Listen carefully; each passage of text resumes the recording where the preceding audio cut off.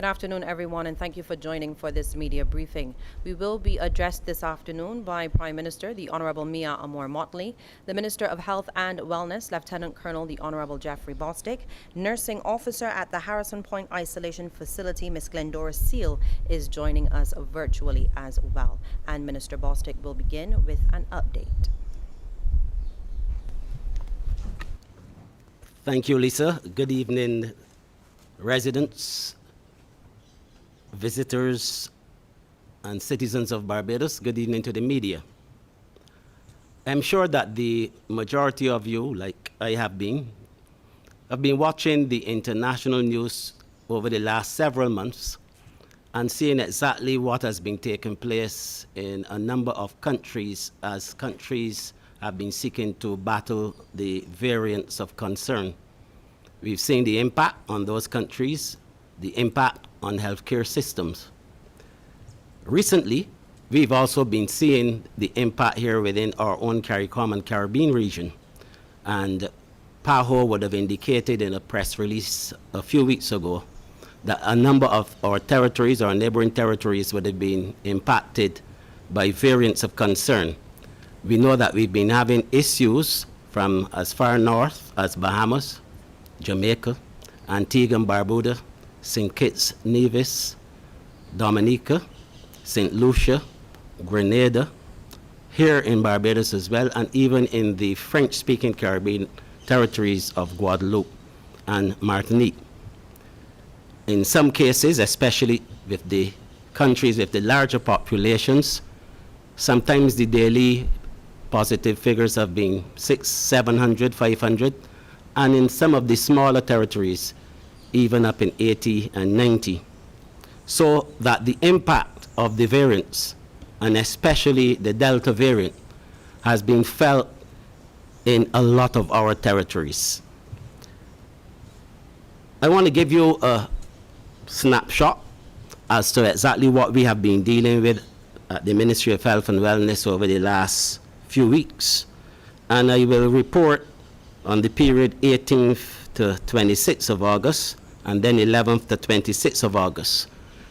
You would have recalled that throughout this pandemic, we have indicated that there were certain things that we were looking at, thresholds that we wanted to reach and to maintain, and that would allow us to know whether or not we were doing well.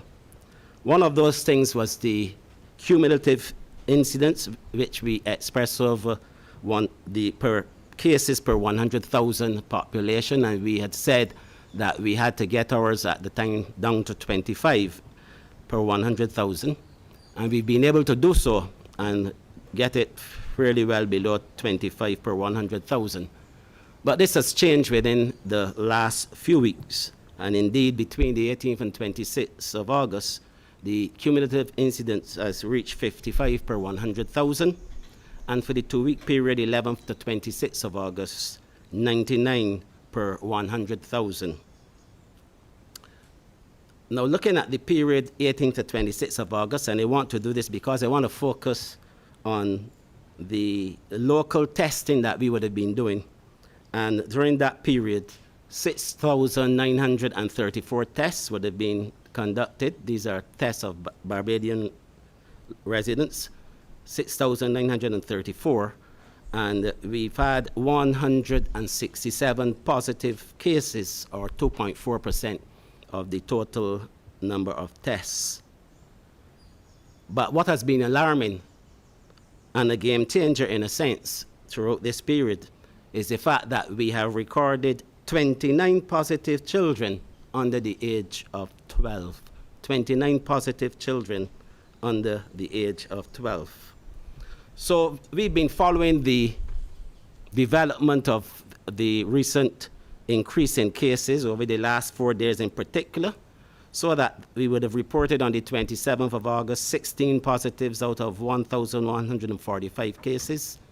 On the 23rd of August, 26 positives out of 1,300 cases. 24th of August, 26 positives out of 1,301 cases, and 25th, 21 positives out of 1,398 tests done. So that based on these figures, we anticipated that we would have had an increase in cases, so that we are not surprised at what we are seeing today, even though we are indeed most concerned. So that today's figures, 802 tests were done, and there have been 48 new positives. 48 new positives, with 45 persons having Barbados identification cards and 2 non-Barbadian identification cards. But I want to add that in addition to this, we have received some information from the gymnasium testing site, which is responsible for doing the rapid tests, that there have been a total so far of about 27 persons at that site who have tested positive as well. And I'm saying that to say to all of us that this is indeed not a joke. The Delta variant, which we've indicated has arrived in Barbados, is a highly transmissible kind of this coronavirus, COVID-19, very highly transmissible. And we have been seeing the impact of the Delta variant here in Barbados. And I must add that at this stage, we strongly believe that the measures that we have taken back in January, February, have served us very, very well at this point in time in dealing with this situation. If I can say there's anything that I should be happy about, is the fact that quite a number of the persons who would have tested positive for the Delta variant, or who through the initial or preliminary screening done by the lab that gives us an indication, most of these persons would have been in hotel quarantine as a result of contact tracing. But there's still 1 or 2 cases out there that we have not been able to link. And this tells us that we have to be most vigilant in this country in how we go about our business, in observing all of the public health measures and protocols, and in looking out for each other to see if there's anyone at all who is displaying any form of symptoms, that we try to get those persons to do what is right, which is to come forward and be tested. So this situation, as I have outlined, is one that is going to really test us as a country. It will test the Ministry of Health and Wellness, and we are prepared for the task. And it will test each and every one of us as individuals. I can tell you beyond a shadow of a doubt that the ministry and the government have been doing everything possible to be able to mitigate the arrival of the Delta variant or any other variant. And we in the ministry have been doing a lot of work, a lot of planning over the last 6 weeks, because we expected, we anticipated that the variant will arrive here, because it is in several countries throughout the world, and Barbados certainly is no exception. So that we would have been doing some surge planning, enhancing our capacity in several areas and at all levels, developing contingency plans for isolation, for quarantine, for contact tracing, for testing, ensuring that we have adequate supplies, at least 3 or 4 months supplies, so that we can cope with what is coming. And this particular exercise ended with a 2-day workshop that was held at Lloyd Erskine Sandyford this week, where all the public health practitioners, those on what I would call the leading edge of the front line, came together to examine all of our systems and to ensure that we were prepared for whatever comes our way. And this has been working very well for us as a country, and I hope that it will continue to work.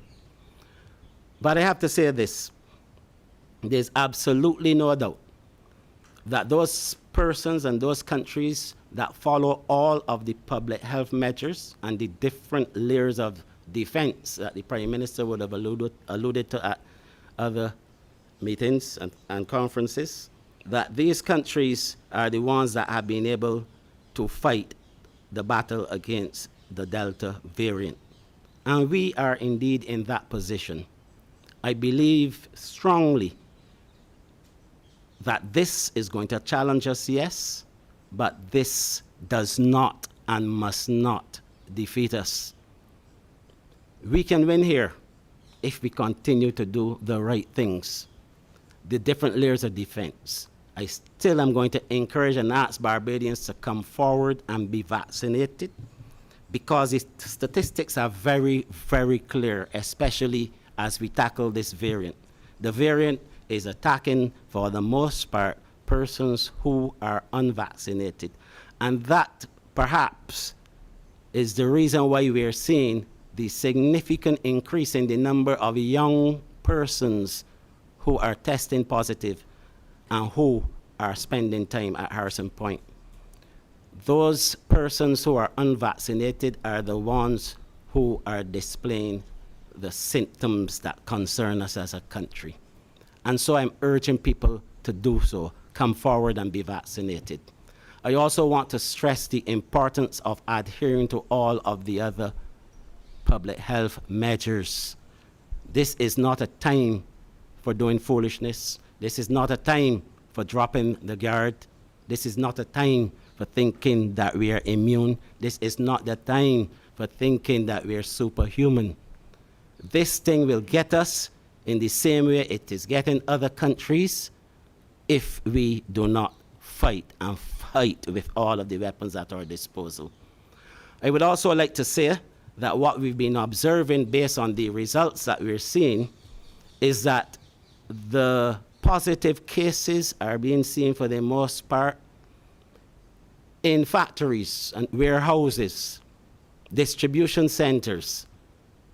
These are the places where we're seeing the most of the cases and the spread. And of course, then it impacts other areas as well, because that is the nature of things. So I am happy now to invite Nursing Officer Glendora Seal to speak to you. Nursing Officer Seal is stationed and has been there at Harrison Point from the beginning of this fight against COVID, and she's going to give a perspective from her vantage point at Harrison Point, where she is seeing the worst of COVID day in and day out. Nurse Seal. Thank you, Minister Bostic. Thank you, Prime Minister, and greetings to fellow Barbadians. Thank you for the opportunity to join you in this Zoom meeting. As the Honorable Minister said, I've been working with the COVID-19 patients since the inception of the first case in March 16th, 2020. Initially, those first couple of months, as I remember, were very rough months, because it was there that we saw our most ill patients. And as I mentioned in another forum, these patients were not old patients. There were young patients who were having very severe symptoms. As time has progressed, we have seen an increase in the number of younger patients, most of them below the age of 60, who are coming in with COVID-19. A large percentage of them are symptomatic, and some of them, which is a good set, end up in the intensive care setting here at Harrison Point, where we give support to the patients who have not only comorbidities, but they have some severe symptoms of COVID-19 and they need advanced medical support.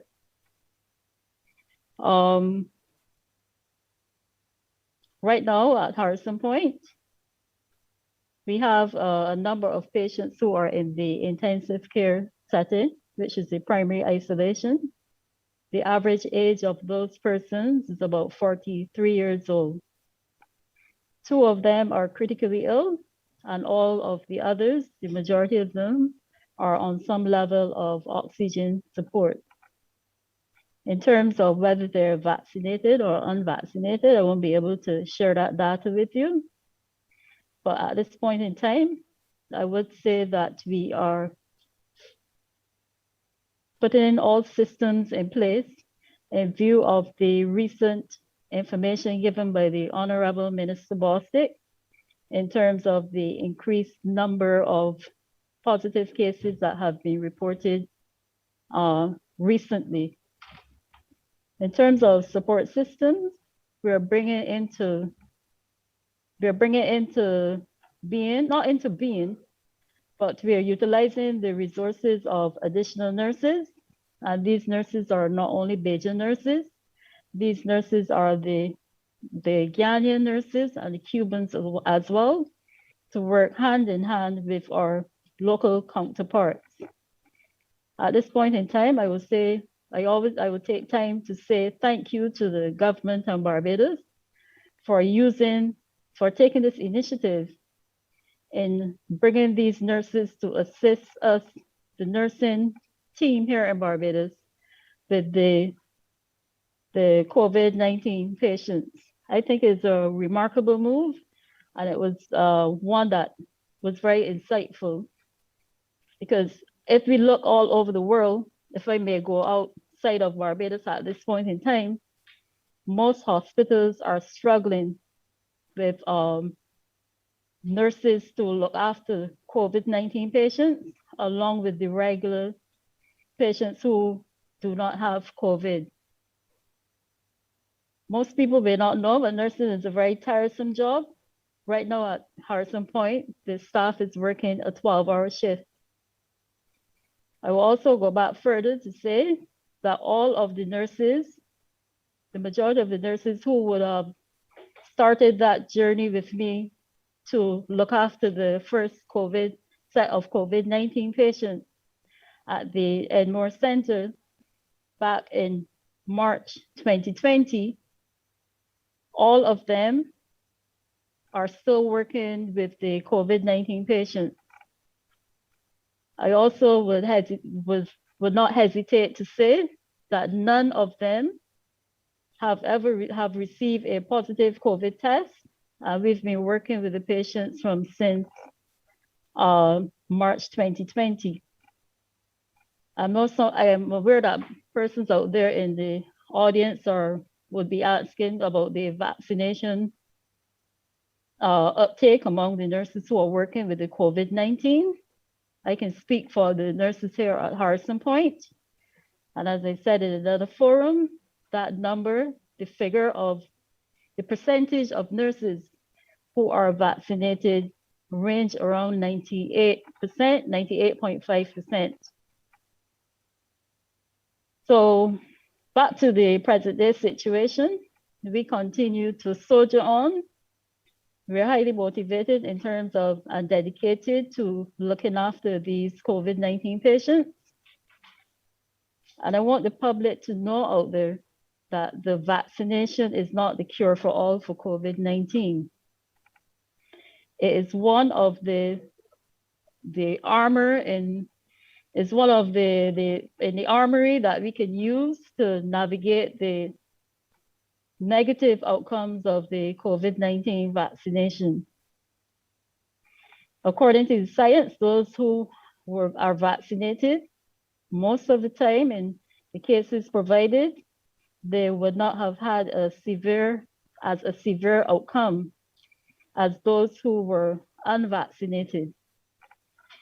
Let me also make a point to the general public that having the COVID-19 vaccination, it does not prevent you from getting infected with COVID-19. The reality of the situation here at Harrison Point, we have a small number of persons who are unvaccinated, who are fully vaccinated, my apologies, and they have the COVID-19. At this point in time, that cadre of persons remain symptomless, meaning that they are not in the intensive care section of Harrison Point. We've heard more recently about the increased number of cases. And as I said, all the staff at Harrison Point are putting their hands to the plow, along with all the resources that the government has deployed in the fight against the COVID-19. I don't want there to be any fear out there in the society that there is a lack of personal protective equipment to work with the patient. The patients here or at the other isolation center. Again, kudos to the government for providing a very adequate supply, a more than adequate supply of personal protective equipment to provide for the staff to use as we look after these patients with COVID-19. We're very grateful for this. We too in Barbados are very grateful. We, the healthcare team, are very grateful that we have a dedicated COVID-19 facility where we can separately nurse these patients who have the COVID-19. As I tell patients when they enter the facility, this is the first stop. We know you come here with a diagnosis of COVID-19. We are here to observe. You'll be here for a period of observation. If there are any complications which will arise at any time, you're here on site. We could immediately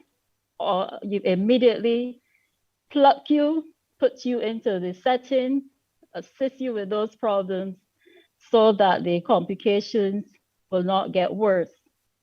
And it's a necessary inconvenience, as I tell them, because if you're home and you have symptoms of COVID-19, we cannot see what those symptoms are, and we wouldn't be able to assist you because you'll be in your own home. And what we must also know about COVID-19 as well, the symptoms are so insidious when you have them, most of the symptoms, that most persons take it for granted that they are ill. But we, the medical and nursing practitioners who are familiar with the symptoms of COVID, during our assessment, we can immediately assist you with those symptoms. And we can even identify some of the symptoms you have without you being conscious or knowing about them. So at this point in time, I want to say thanks to the general public for the support that you have given to the team of all the nurses, the medical, the support staff who have been looking after these COVID-19 patients from the inception since March 2020. And we continue to look forward to your support. And rest assured that the team, we would continue to give of our best to help manage this pandemic. Thank you very much. Thank you very much, Nurse Seal. I believe now that we'll go to Prime Minister Motley. Thank you, Jeffrey. You wanted to wrap up before I started, I suspect. Sorry, Lisa. Yes, thank you, Prime Minister. There's one other important thing that I need to speak to today.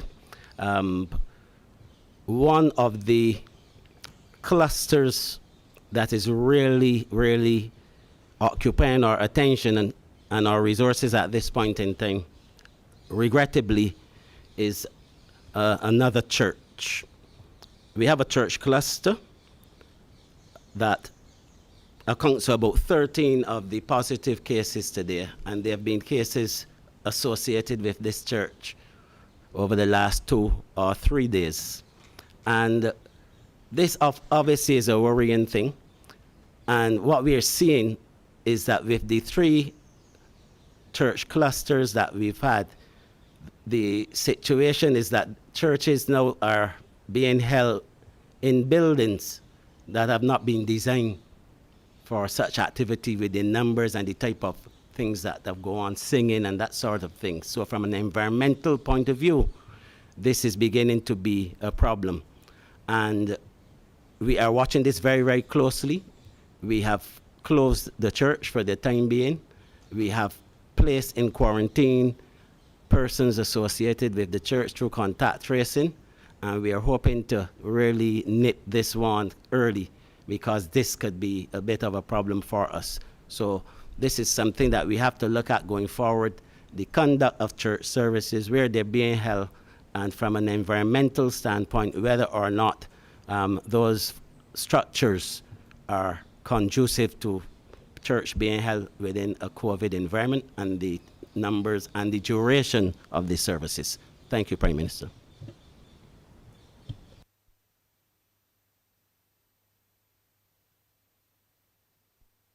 Thank you very much, Minister. Good afternoon, Barbadians. As I indicated to you when we last met on Saturday, that I would be back whenever the occasion necessitated it. It was our judgment today that the occasion necessitated it. And what we have in front of us is a change in landscape, but one that is particularly bothersome because and cause some angst, because what we are now seeing, as with the case of other cases of Delta elsewhere in the world, is the impact that it is also having on another vulnerable group. A year ago, 18 months ago when I first started, the most vulnerable group were our elderly people, and they remain vulnerable. But we now have the very, very disturbing incident of now the number of cases of younger people. You heard from this now, Ms. Seal, that there are persons in the facility at primary and secondary, and that the average age in there is now 43 years old. I didn't say 53. I didn't say 63. I didn't say 73. People in the prime of their lives, more often than not, responsible for persons either who are older or younger, and these are the breadwinners for the most part. At the same time, what we, however, are now seeing, and that is why I spoke about a change in landscape, is that it is our young children, some who are not even capable of protecting themselves because they're under 12. And then, of course, those who will have the opportunity to protect themselves, as has started from yesterday afternoon and today, who are between the ages of 12 and 18. So that we have now to appeal to each and every person. And as I said, I want to have these conversations because it is critical that in having these conversations, we begin to understand where we are as a people. Minister Bostic has given you the facts with respect to what has happened and where the incidence is. It is primarily among Barbadians. It is primarily also in circumstances where we are seeing it, and the Ministry of Health officials, the COVID monitoring unit, they have pointed out as well, difficulties with reoccurrence in certain areas, particularly where ventilation is poor. We're talking about warehouses, we're talking about businesses in warehouses, businesses in buildings where the ventilation is poor. That's what we're seeing presenting itself more than anything else. And in particular, in some instances, it means that the things that we are doing, as I started to talk to you last week, have to be re-examined. We're not seeing cases coming out of places where people are following the protocols in large measure. And for the most part, we have to be grateful for that. But we now have to tighten the protocols in those spaces where we can.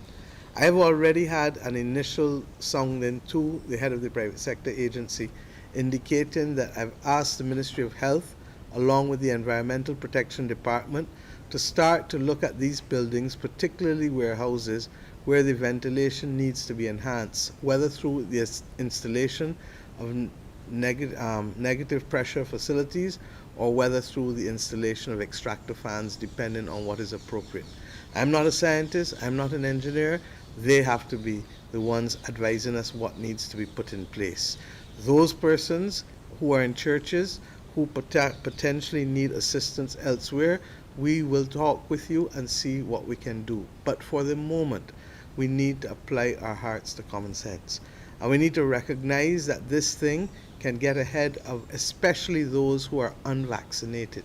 You heard Nurse Seal talk about the fact that there are a few people who are at Harrison's Point who are vaccinated. But the vast majority, in fact 95% of the people at Harrison's Point are persons who have not been vaccinated. And I ask myself as I share with you, what really is the government's objective at this stage and what is the national objective? We cannot stop COVID across the world. That is clear. But what we can do is save lives and save livelihoods, reduce deaths and reduce hospitalization. And the question is, if we accept that our objective must be first and foremost to save lives and livelihoods, and I'll pause at this point to discuss that. As I said on Saturday, 2% of our population have contracted COVID. but 100% of our population almost have been affected by COVID and all of the things that have resulted from COVID, from lack of employment, lack of funds. I'm allowing the person who wants to use my motorcycles to move. Lack of employment, lack of opportunities in terms of business. We are allowing and asking, please, to recognize that COVID has had widespread impact. I'll come back to the issue of COVID fatigue before I finish. But at the same time, therefore, we can't have a single issue country. As we are talking, I'm conscious that we have people in accommodation as a result of Hurricane Elsa. We have people in accommodation as a result of the freak storm. We have people still coming to grips with what it was to deal with the consequences of the ash fall.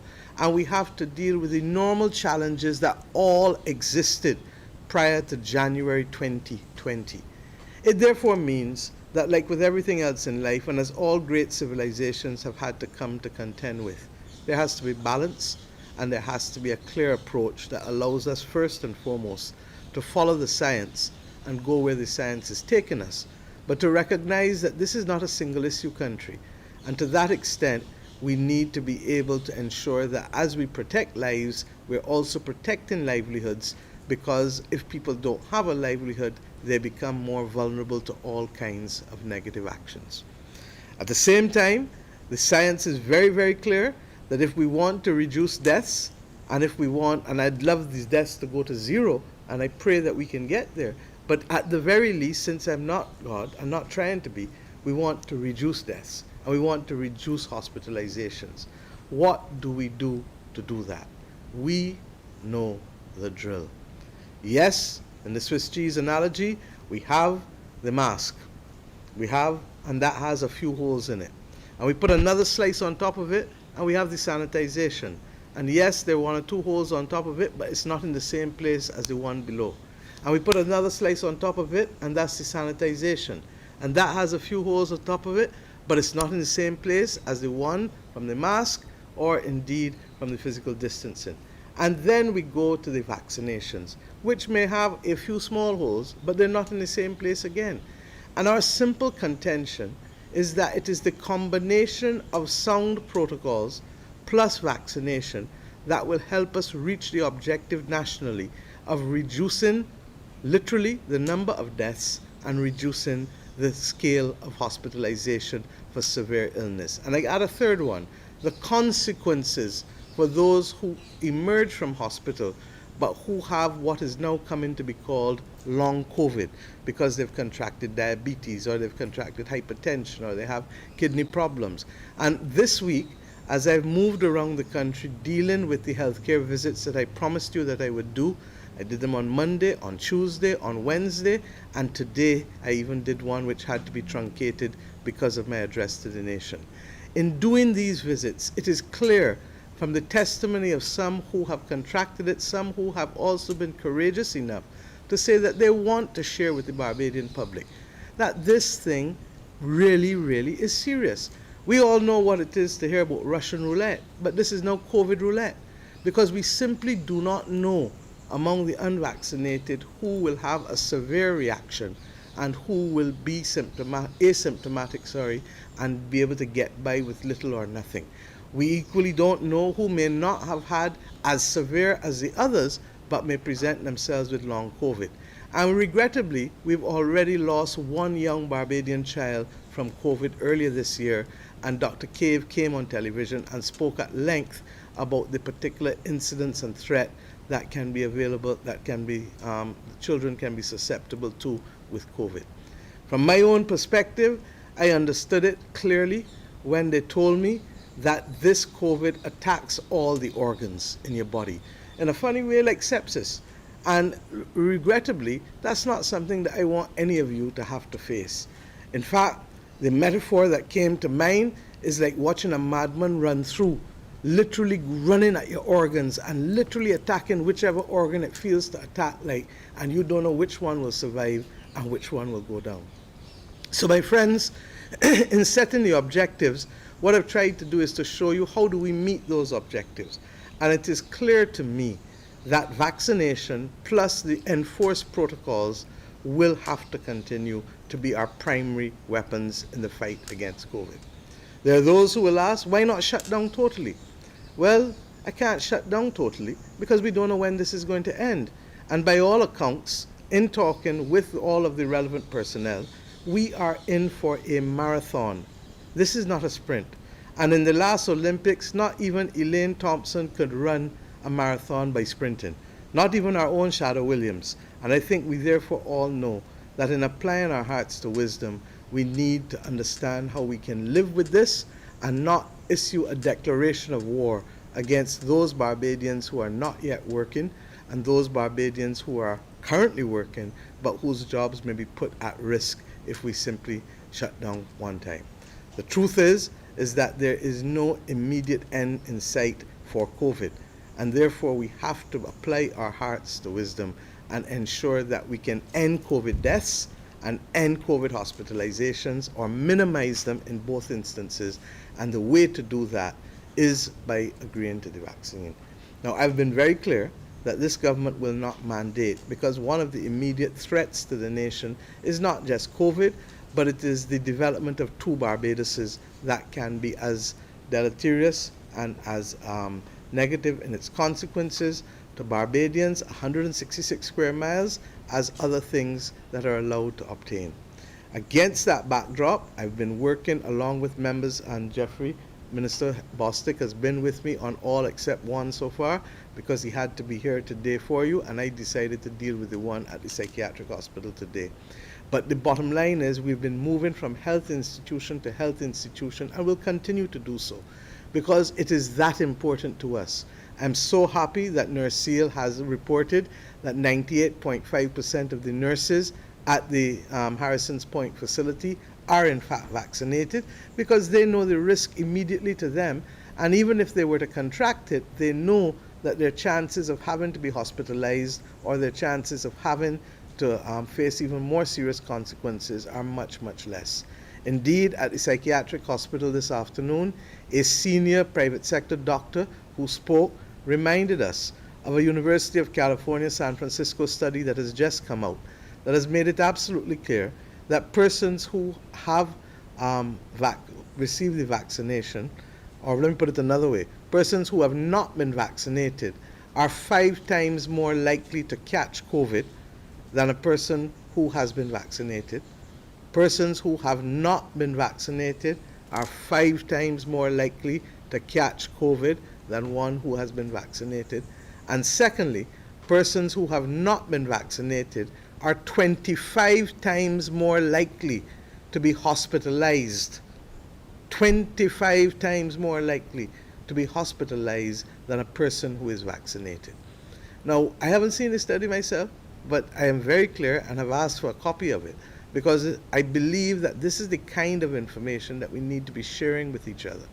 And the fact that our children are now on the front line, look, who are we? Barbados is a country that we protect our own.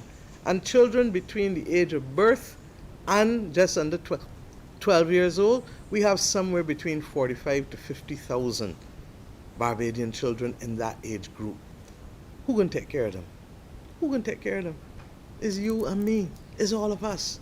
And if they can't take any form of protection through vaccination, and their only thing are the other protocols, then it is up to us. Dr. Ford could not make it this afternoon, but he asked me to deliver this message, that being vaccinated helps those who cannot be vaccinated. In the words of Pope Francis, it is an act of love, because it is within our capacity to save those who cannot, for whatever reason, take the vaccination. And those who cannot take the vaccination for whatever reason are those who are under the age of 12, those 45 to 50,000 that I just referred to, those who for medical reasons can't do it. They deserve our love and our protection, because that is who we are. We protect the most vulnerable, as I reminded us on Saturday. And similarly, those who for religious reasons really can't take it, in spite of the fact that they know that they may be more vulnerable to the particular virus. And regrettably, what we have seen in some other parts of the world is that some of the persons who are most vocal have regrettably already passed away as a result of this vaccine. It does not identify conscience before it hits you. It does not identify color before it hits you. It does not identify age now before it hits you. It does not identify any of the things that we have come to appreciate before it hits you. So that I ask us, please, today, to apply our hearts to common sense. I met this morning with the leaders of the march that took place while I was on leave, and we had a very, very good conversation, and we know where we agree, but we equally know where we disagree. And they know, as I've said to them, and as I've said to you, that I will try to urge, persuade, educate, sensitize all Barbadians to take in the vaccine. I'm not going to force you, but I'm going to help guide you in the decision, because I believe in all of my heart that it is the right thing to do. And for the first time, the government of Barbados is now giving you choice. You have, as I said, the AstraZeneca vaccine that has been here for a while. You have the Sinopharm vaccine, and you have the Pfizer vaccine. We will continue to see if we can first amplify what we have, and I expect more next week of AstraZeneca. I hope that, and I've given the Ministry of Health instructions to purchase the 14,000 Pfizer that is available to us as well, on top of what we have, but we expect additional shipments of Pfizer in the future. And I have given further instructions that we should also seek to ensure that the frequently asked questions that I've heard this week from nurses, from medical professionals who in many instances, and I'm happy that the public health nurses, the vaccination rate is virtually 80% now, and the numbers, I believe, in the other institutions, I hope will continue to rise. The reason why we're saying that is because there are a number of legitimate questions. Can I take the vaccine if I'm pregnant or if I'm breastfeeding? Mercifully, the Barbados Association of Obstetricians and Gynecologists came out this week, I'm instructed, and gave a statement indicating that this is possible, and I advise persons to look at their statement. The Barbados Association of Medical Practitioners, I want to thank them publicly. I did not take the public health doctors with me deliberately because I wanted people to hear from persons independent of the government. And therefore, I want to thank the Barbados Association of Medical Practitioners for doing these visits with us, and they were able to answer a number of persons' concerns with respect to it. One man said, I had COVID, can I take the vaccine? Yes, you can. Of course, the initial thing of COVID months ago would have led to antibodies, but the reality is, like with the vaccine, at some point there will have to be boosters. So, my friends, you remember Auntie Olga? Yeah, I do. Auntie Olga used to tell us, let's all hold hands and show we love Barbados. I remember that as a young child. I remember when we tried to do it across the island. I even remember when the last government tried to do it. We need to hold hands and protect those who are most vulnerable among us. For the most part, many of our elderly have been vaccinated. Regrettably, not all. If your grandmother, or your grandfather, or your mother, or your father, or your brother, or your sister has not been vaccinated, I am urging them, especially in that age group over 60, I am urging you to go. But regrettably, since I'm now talking in 2021 and not 2020, I have now to urge you, young people, those who are accustomed, yes, going and doing as you like, moving about as you feel like, we are seeing some of you end up in Harrison's Point. And we are seeing people who hitherto look very healthy be affected by conditions that they themselves might not have been aware that they were disposed to. I don't want that to happen to you. Yes, maybe only 10% get severe, but do you want to play COVID roulette? If I were you, I wouldn't want to do it. And I pray that you don't want to do it. I also want to address this issue, as I said, of the warehouses and the ventilation. If you know that your office space or building space has a problem and you want an assessment, then I'm going to ask you to please write in to the Ministry of Health, attention Mr. Ronald Chapman, so that they can start looking at helping some of us in being able to deal with this variant, which clearly is hyper-transmissive, as a doctor referred to it to me here the other day. It is against this background that, and I've said to you, that we cannot sprint in a marathon. This is now Barbados going into long haul. And in going into long haul, we can't stop COVID across the world. Barbados is not living in another galaxy. But what we can do is contain the incidence of hospitalizations and hopefully reduce the number of deaths. As of Sunday, 29th August, and for the next 2 weeks, we are not going to change the curfew, but we are going to put these additional measures in place. And I'm asking Barbadians, I asked you last week to meet me halfway.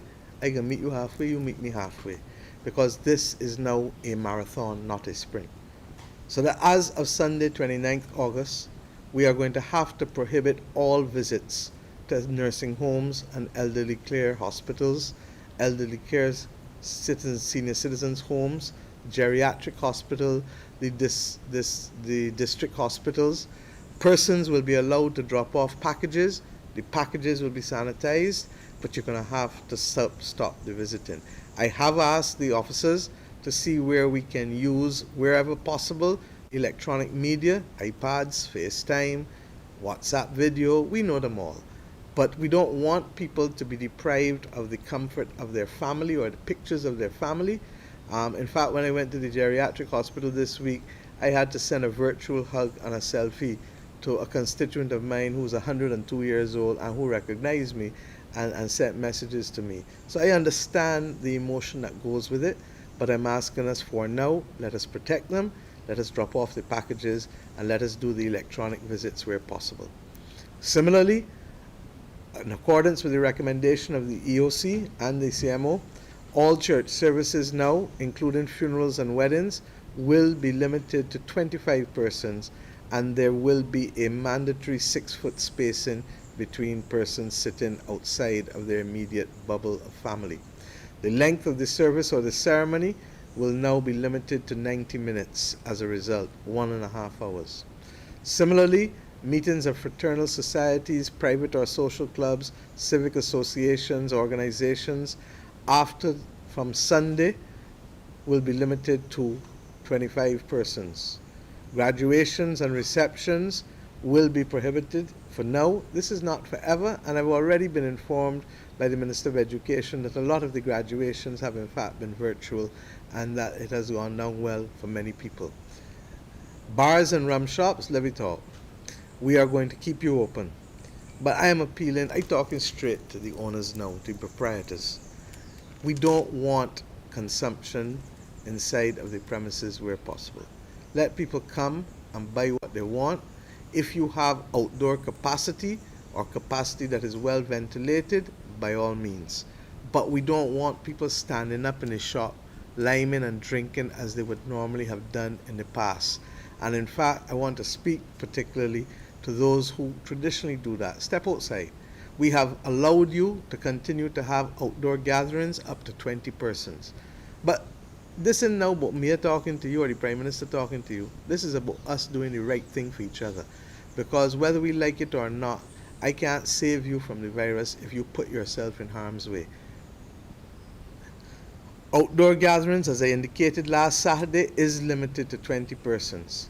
Hikes will continue, but there will be no socializing before or after the hike, and we would prefer that hikes go off in groups of only 100 persons. So if you had 200 in that hike, break it into 2 hikes. You know many hands make light work. So if we had 300 in the hikes, break it into 3 hikes and start in a staggered way. But what we don't want is people socializing up under each other in large numbers after it, and certainly not beyond the 20 that we referred to earlier. Pleasure craft will continue at the 50% capacity, and all indoor sports are prohibited at this time. Non-contact outdoor sports, however, will be permitted. The number of athletes participating in outdoor sports should be limited to 20 persons, but in the instance where that particular sport requires more than 20, like with cricket, for games or practice, the approval of the COVID-19 monitoring unit must be given. I know that the cricketers have already secured that from them. Bottom line, my brothers and sisters, who are you really talking to? I'm talking to the business owners who may not be enforcing their protocols, especially as strongly as they should be in lunchrooms and in warehouses and in the precincts outside where people just gathering to gaff and talk. I'm talking to employees and workers who are not adhering to the protocols, especially in those rooms that I just talked about. And because you feel that you know somebody so well that you could take down your mask, you know them well, them is your brethren, them is your sister, they're good with you, may even be family and all. But we don't have a sign on us saying COVID. We just can't see it. So the only way you can protect yourself is by doing it yourself and making sure that you treat yourself as being COVID positive and everyone else around you as being COVID positive. And especially if you are not vaccinated. Especially if you are not vaccinated. I want to talk to those who go in the leisure time activities that still exist. And we know what they are. Sometimes it's beach, sometimes, as I said, is outdoor sports, that kind of thing.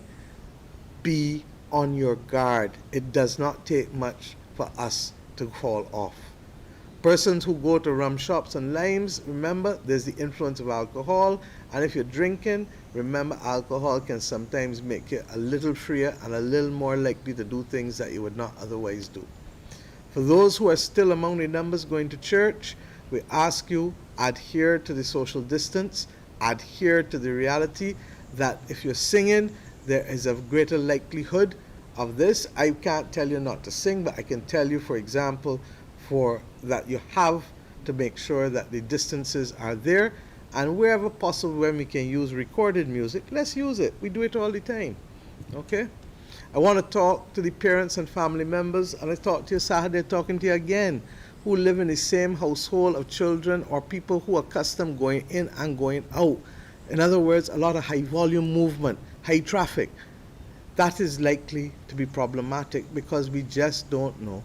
And we're asking people, just keep on your mask if you live in a high profile, a house with a high traffic, a lot of traffic going in and out. Keep on your mask. Those who are vaccinated may also drop their ball by not wearing the mask and not following the protocols. The vaccination is not a panacea for everything. It will stop you from hopefully dying. It will stop you from serious hospitalization. But we don't want you to be part of the problem. And therefore we ask you to wear your mask. And as I'm talking about mask, let's wear the mask properly. And I'm asking us because a mask that is under our chin is just an item of clothing or jewelry. It's not a mask protecting you or anybody else from COVID.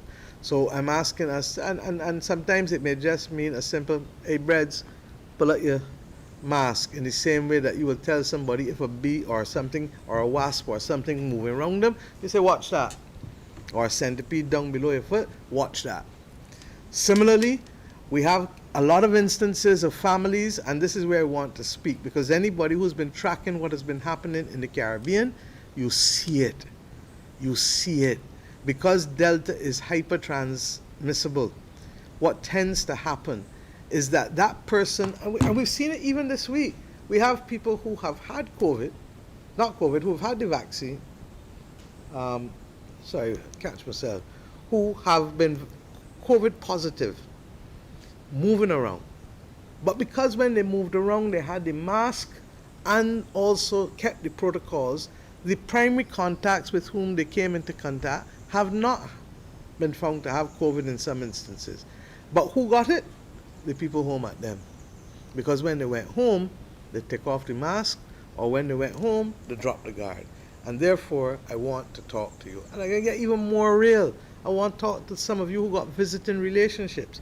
Because, I thought I knew a lot as a criminal lawyer, but I learned a lot more from COVID. So I know that those of you who got people coming in or coming out, I get you. Nothing wrong with that, because in this dreadness, you need support. But make sure that the support's safe. Make sure that the people that coming at you ain't gonna put you in trouble. And I want you to apply your hearts to wisdom, because very often friends and people, or spouses sometimes, who don't live together but visiting each other regularly, let me take the precautions. And nothing wrong with asking my man, you protecting me? My lady, you protecting me? And ask the next question, because safety is what matters in every instance. And I know it's difficult. There are a lot of elderly persons, for example, who have been liming by shops for years, for generations, because many of you were not around when we had the Spanish flu. But I'm saying to you, if you're going to do it, go outside, space out. You can still talk. Most people can talk loud. The man in front of me with the camera, he is more than 8 foot away from me and he hearing me. The next one on the computer, same thing. Bonnie, who's interpreting for me, she's about 12 feet away from me. And none of them ain't got a problem hearing me. So we could keep on all the conversations that we want, but we are taking care of each other because that is what is required of us now. The last thing I want to address is COVID fatigue. I get it. God knows I get it. Every morning, I get it. Every morning, I wake up to numbers. There's 18 months now. So I get it. But I want in particular to talk to the young people about COVID fatigue. I've told many of you that a person born in 1900 had a very different experience to the rest of us. At 14 years old, they went and saw what it is to live in a country where a world war can completely change how they live. And in our part of the world, while we may not have been on the bombing front line, we had people who went and who therefore became victims and lost their lives. Families lost breadwinners, mothers lost sons. And some lost us too because they went as nurses on the front line. When that war was finished in 1918 and you thought you got by, you then had the Spanish flu. And the Spanish flu took out a good set of people. You had a little breathing space between 1921 and 1925-26, but times were rough if you talk to anybody from that timeline. And what happened then with the Great Depression is that people, businesses, everybody who had money, brungs, everything lick up. And from the economic depression, we went into fascism, we went into a lot of ignorance, we went into some of the things actually that we see in the world now. But what it led to, regrettably, was also a lot of instability socially across the world, leading ultimately to the awful World War II and the killings that went in the name of World War II. That person born in 1900 had to wait to 45 years old before they could fit and get on board and do as they like or move around as they like. My friends, I'm telling you this story yet again for about the 3rd time this year. Why? Because we cannot allow fatigue to get the better part of us. We come from a stock that survived that 1900 to 1945 episode. But I could equally go to 1800 to 1845 too, where the level of pressure was worse than 1900 to 1945, and we have no way of understanding it in 2021. And I perhaps will use this one metaphor. How many of you watch a movie or a TV program and see people under siege in a building? They can't get outside, either because the hurricane licking down, the tornado licking down, the monster in a sci-fi movie out there, and in a normal drama or war movie, people out there ready to kill. And the first person, I can't take it, I'm claustrophobic, I can't breathe, I gotta get out, I gotta get out, gotta get out. And what happened? Is the first body to dead. You know it, and I know it. And we've seen it too many times in movies and scenarios, and in real life scenarios too. So I ask us, please, this is a marathon. Bible tells us the story of Job. We would do well to read it. This is a marathon, and nowhere in life can we sprint the marathon. Many of you are asking, will we close the borders? We can't, because Barbados is not an island in another galaxy. I need still medical supplies. I need all kinds of supplies, food. Some may not be able to come by boat. Some may have to come by air. I've told you already, I thought I'd be speaking to you this week about cost of living and water and housing. I'll do that next week. But today we got literally diverted with this. I'm asking us, please, Barbadians, the government has done and will continue to do what we have to do. We are ramping up contact tracing. We are doing what we have to do to introduce the potential for expanded tertiary care. The Ministry of Health will tell all of the country as necessary. We are doing what we can do to expand primary and secondary care. As we speak, we have been putting in dedicated oxygen in the secondary facility. We have also the field hospital being put up. We have the capacity to take far more people than we have now.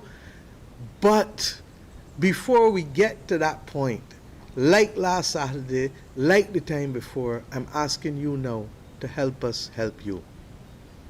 This is not a government problem. This is a global problem. And this is a problem that affects every citizen of this earth. In this context, we refer now to Barbados. In the context of Barbados, I am saying to you, help me help you. We have a situation where people who are in trouble because they are going to places that they shouldn't. They're doing the things that they should not. And they're doing it in a way that is not safe. I'm asking us to put safety at the top of our head in everything that we do from now on. I'm equally asking us to recognize that this is a marathon and that I cannot issue a declaration of war on those 22,000 hotel workers and tourism attraction workers who are not yet back to work. I cannot issue a declaration of war to those workers who will lose their jobs if we shut down the country and if we start with the aggressive restrictions again. If I thought that there was an immediate end in sight, or if we have to do it because you have not adhered to what I say, then I will do it for temporary periods of time. But I believe that the 105,000 who have already taken the vaccination, and as we speak up to this afternoon, just about 1,000 young children between the ages of 12 and 18 have started to take it yesterday and today, that I believe that if we do those things, then we can be successful, my friends, in one, saving lives and saving livelihoods.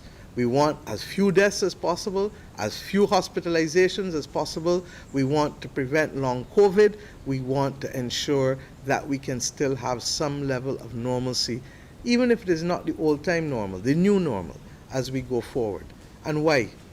I said at the beginning of this address that this country faces every challenge that it was facing in January 2020 today. But regrettably, we also face additional challenges that have happened to us since then. We have the worst pandemic in 102 years gripping the world. And our region is paying the price, perhaps even more than we have started to pay the price. I do not want us to get there where the others regrettably have had to go. I believe that we have stymied a lot of that by the level of vaccination that Barbados has as compared to most of the other countries. It matters and it makes a difference. Similarly, since January 2020, in addition to a pandemic, we have also had the first ashfall in 119 years, that in fact even now we are still finding pieces of equipment in some of our health and technical facilities that are literally collapsing as a result of the impact of ash. And thirdly, we also, since January 2020, had the first hurricane since Hurricane Janet that has affected almost 3,000 Barbadians, but particularly 21 to 2,200 with respect to that most vital aspect, housing and shelter. I believe that in spite of all of these challenges, that we come from a strong stock.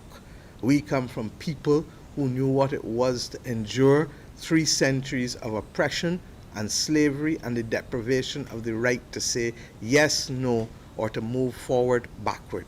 Similarly, we come from the stock who understood in the deprivation that comes with poverty how to withstand all that they withstood in those first 45 years of the last century.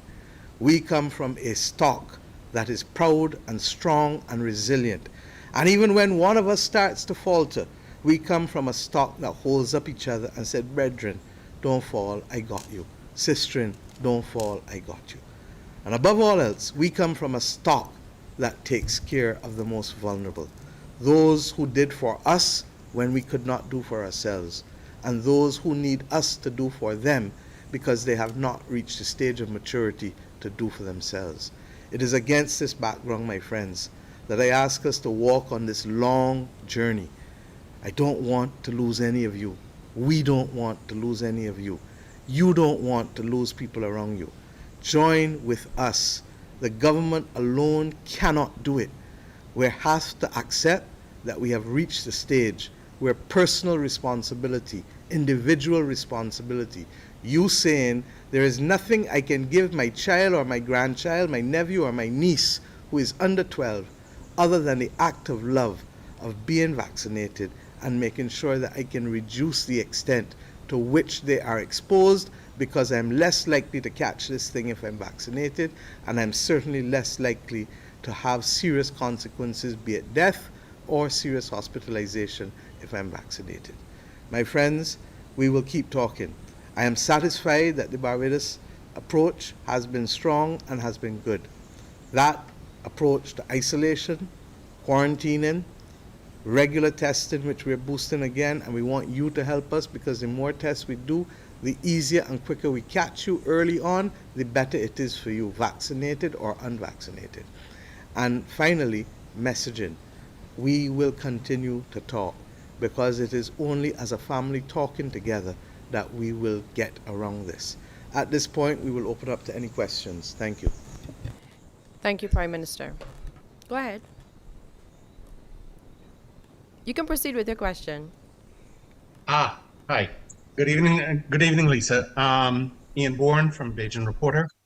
And first of all, I want to say that I have actually experienced the treatment of Nurse Glendora. She does an excellent job. She deserves a raise. I also want to say I have been vaccinated and I'm still fully functional. No side effects except my arm. So that's that. In terms of questions now,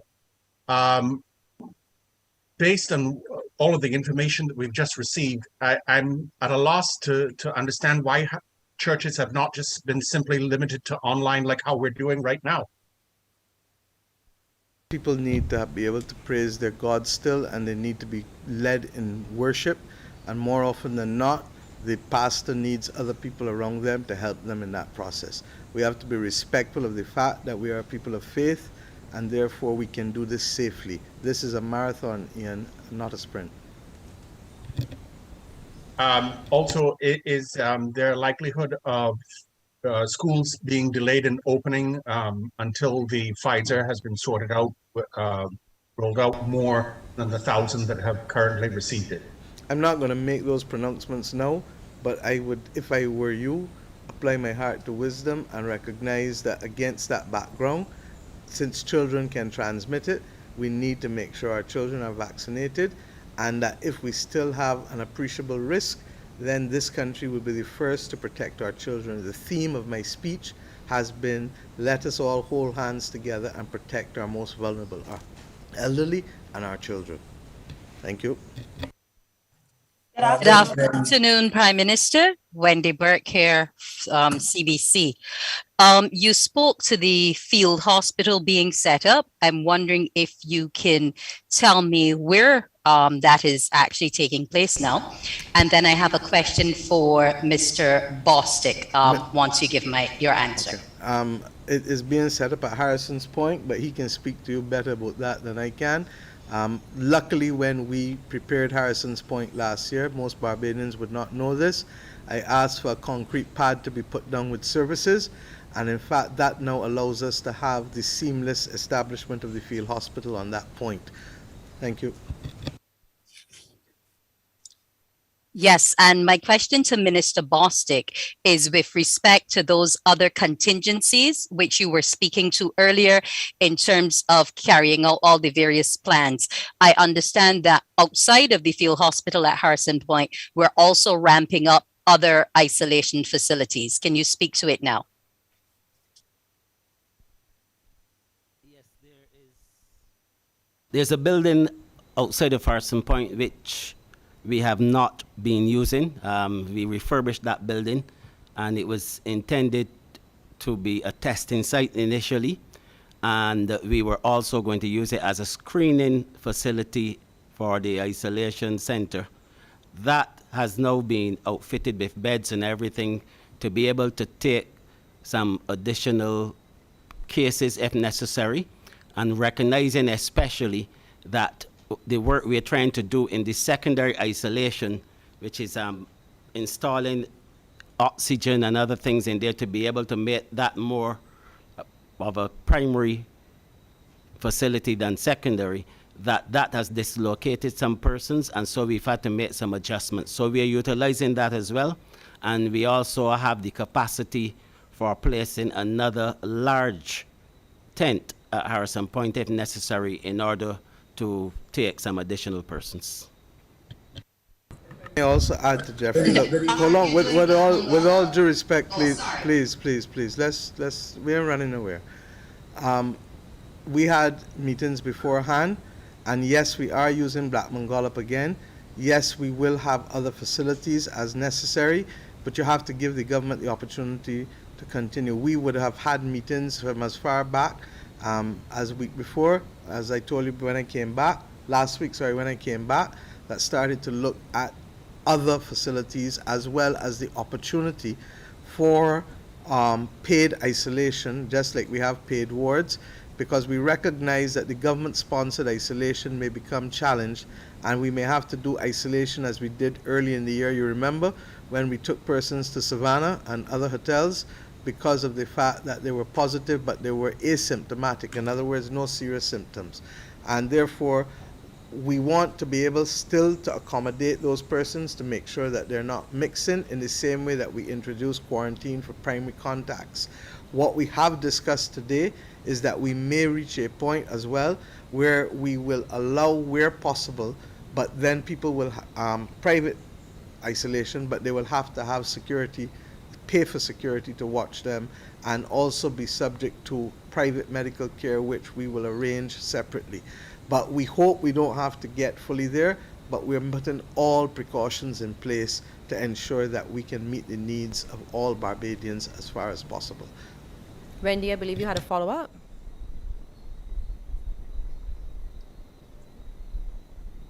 You're muted. The Prime Minister actually answered it. Okay, great. I believe Tanisha Rockyaw from Starcom Network News was next.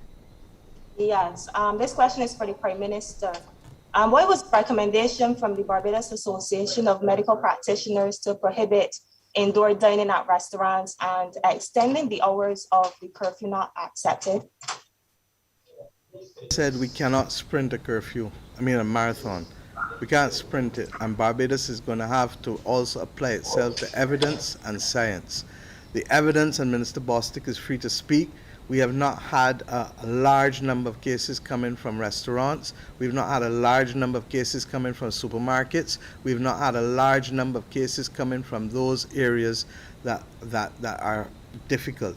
Even in public transport, we have not reduced from further below the 75%, because we recognize that we are about to save not just lives but livelihoods.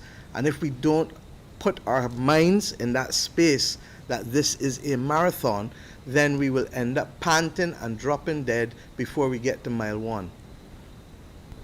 Barry Allen from The Nation. Thank you. Thank you, Prime Minister. This question is for the Minister of Health. Mr. Bostic, we would have had over 170 cases, new infections of COVID-19 in the last 10 days. And obviously the battle being done in the trenches in terms of increased testing and increased screening has led to us discovering these new cases. But the question has to be asked now, because of this constant surge, have we lost the ability to contain the community spread that we were unfortunately able to have to deal with early this year? The only with community spread, Barry, is if Barbadians drop their guard and don't come forward. Straight talk. You don't need the Minister of Health to tell you that. You know it and I know it. And therefore, this press conference and press briefing has been essentially to remind Barbadians that the government is playing its part, but I need each of you to play your part. I need each of you to apply your hearts to common sense and to wisdom. I've told you that COVID don't look at you and say, Barry, you bald. I don't see no hair on your head. Again, after people without hair. They look at me and say, Mia, you weigh more than you should weigh. I coming after you because you're going to get comorbidities. It doesn't look at each of us and say anything or announce itself. So to that extent, I'm saying to you that we need all Barbadians to continue to play their part.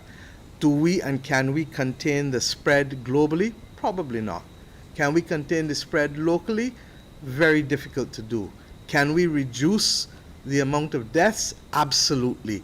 Can we reduce the amount of hospitalization? Absolutely. And that's why I gave you the example of Iceland on Saturday, because in the case of Iceland, they've had almost 3,000 cases in the last month. Iceland is only 100,000 people more than us, but they have not seen the level of hospitalizations and by extension deaths that other countries have seen when they have figured the same number of 3,000 cases. So I hope that that answers it for you. Barry, did you have a follow-up? Thank you, my dear. There is something before the next question, and Santia just reminded me.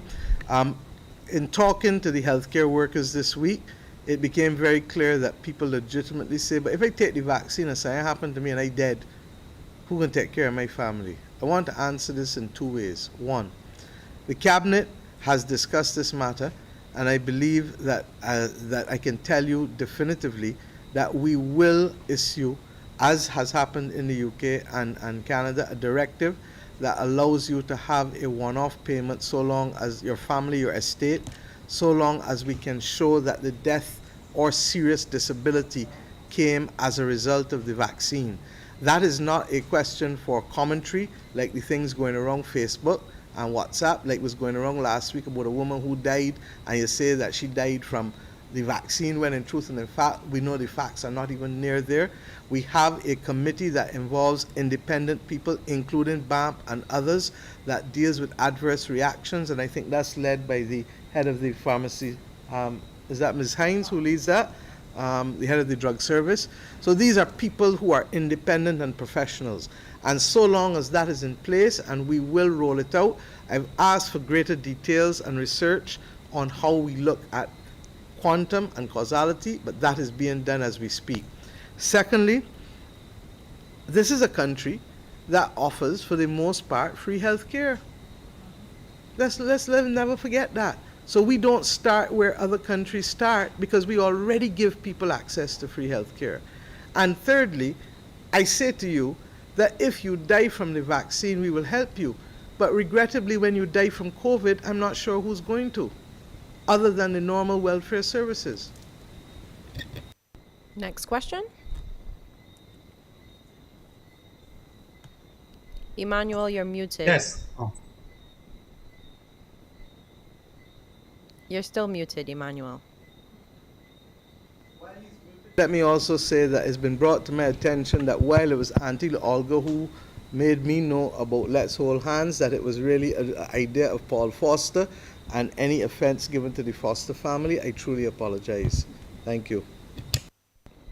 Emmanuel, are you there? Yeah, we're still not hearing you, Emmanuel. Apparently, Lisa, on the feed, there are people asking about people being able to give blood when they're vaccinated and saying that people have been turned back. I've got QEH to advise us, and they have said firmly that persons who are vaccinated, once they have passed the 2 weeks of the second vaccine, are free to give blood in this country. And it is a nonsense to suggest that we are not accepting vaccinated people's blood. So if I wanted to go and give blood now, I could easily go and do it. But somebody whose second vaccination was only this week, you got to wait 2 weeks before you can do it. And that is the definition of full vaccination anyhow, 2 weeks after the prescribed dose. In the case of the ones we have, it's 2 doses. In the case of Johnson & Johnson, it is 1. 2 weeks after the prescribed dose. Let me check in again with Emmanuel. Emmanuel? No, we're still not hearing you. Are there any further questions? Goes first. Ian, go Let's ahead. go. Okay. Have any of these case spikes been through contact tracing been found to have been from that protest chaired by Winston? That's very They- difficult. they- There's no evidence to suggest. Don't know. And I also want you, Ian, to recognize that we have a country. I want us not to be singling out people in a way that may cause them difficulty or angst. If it's the one thing I've done as leader of this nation is to try to keep us united, I told you already, COVID has taken lives, but it is not going to divide us. And therefore, I'm not going to entertain any kind of negative or salacious commentary that seeks to put anybody in a negative light, because I can't be there to protect you 24/7. So I have to protect you through the tone which we use and the tone which I allow my government to operate under. Thank you.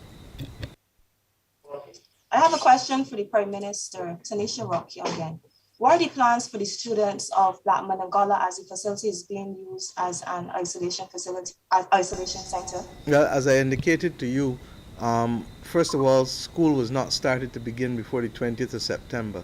Secondly, there's no immediate need for it, but if we do need to use it, then we will make those decisions. Thirdly, a lot depends on the level of vaccination for the secondary schools, and we may well have to have a different approach for primary than we do for secondary.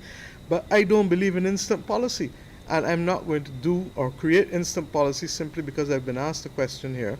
And to that extent, the Minister of Education will speak to you all after she has consulted with her officials and with the principals and with the unions next week. If I appear to be burping just now, it is because I haven't eaten for the day. Thank you. On that note, we have time for just one more question. I have a question for the minister, Lisa. Quickly. Sure. Mr. Bostic, the number of cases we've seen this week, can you indicate if most of these are new clusters forming, or if a lot of them would have been active cases within clusters that were already open? Most of those positives would have resulted from contact tracing, which obviously means that they're from active cases. But we've had this one cluster that I spoke to earlier, which is the church cluster. This is a new cluster, but most of the cases are from contact tracing. Minister Bostic, I'm not sure if you or Prime Minister might have any closing comments at this time.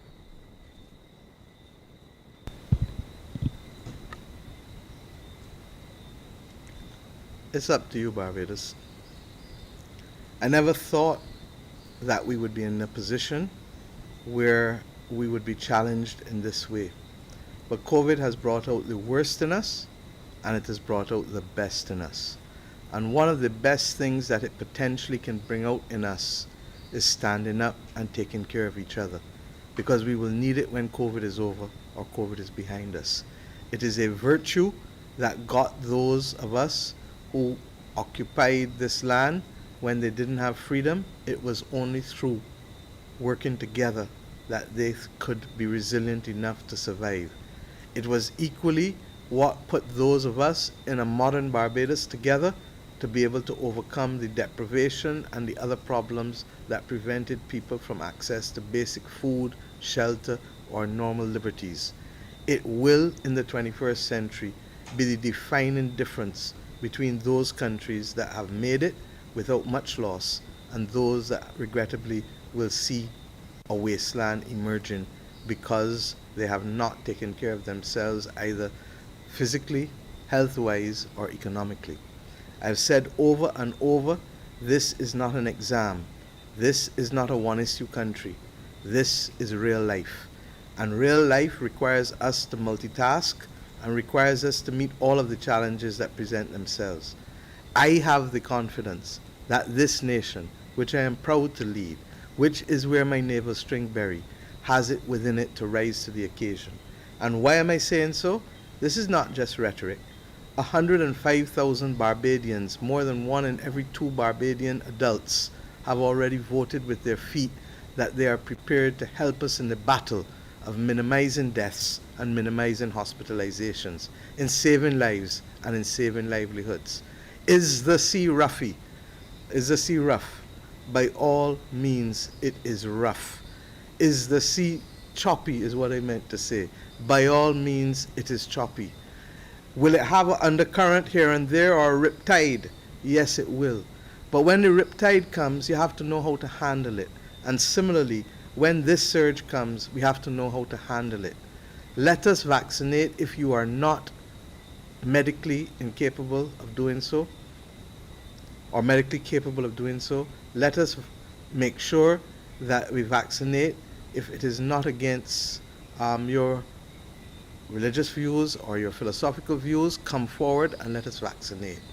And let us all, regardless of whether you are vaccinated or not, keep our mask on, and in instances of high traffic households, keep it on inside too. Let us look at our industrial spaces and our work spaces and our recreational spaces and make sure that the ventilation is there. And for now, let us keep it in small numbers and apply the maximum that small is sweet for now. As a country, we know that. As a people, we know it. But as an individual, we need now to live it. Barbadians, let us do this together and let God be on our side as always, for with him we have no doubts nor fears. Thank you and God bless. Prime Minister, the Honorable Mia Amor Motley, thank you. Let me also thank the Minister of Health and Wellness, Lieutenant Colonel the Honorable Jeffrey Bostick, and Nursing Officer at the Harrison Point Isolation Facility, Glendora Seal, members of the media, and you for joining. Good evening.